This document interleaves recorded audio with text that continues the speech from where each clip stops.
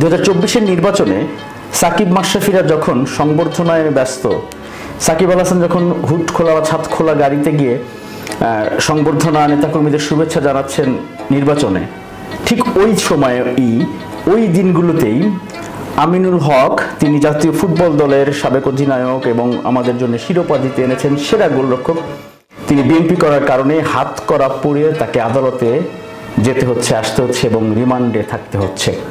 একই সময় দুটি চিত্র, দুজনেই দেশের সম্পদ তারকা খেলোয়াড়, শুধুমাত্র ক্ষমতাসীন দল একজন করেন বলে আরেকজন দল করেন না বলে।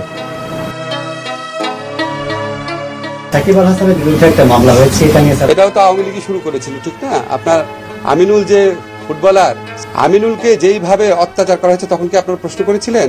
আমিনুলকে তো জেলে ভরা হয়েছে, সাকিবের বিরুদ্ধে মামলা হয়েছে এবং আমি আশা করি সাকিব গ্রেফতার হবে না।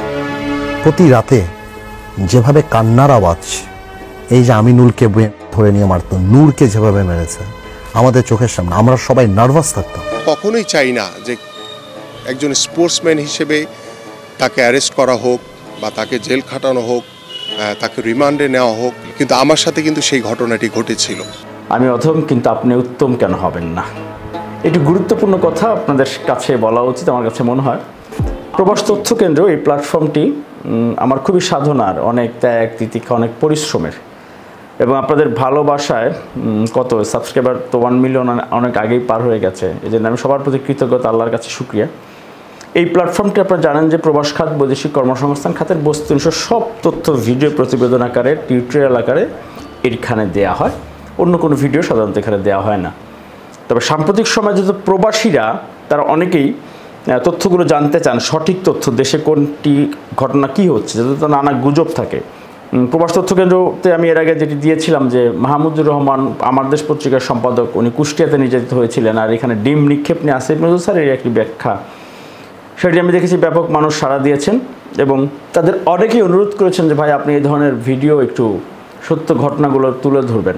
চেষ্টা করবো যেটুকু পারি তুলে ধরতে। আর একটি বিষয় হচ্ছে, আমি হয়তো প্রবাস তথ্য কেন্দ্র ইউটিউব চ্যানেলে এই ভিডিওগুলো না দিয়ে আমার যে মিরাজ হোসেন গাজী লাইভ নামে একটি ইউটিউব চ্যানেল আছে, আমার মনে হয় সেখানে দিলে ভালো হয়, কারণ প্রবাস তথ্য কেন্দ্রের এই বৈশিষ্ট্যটা আমি একটু অটুট রাখতে চাই।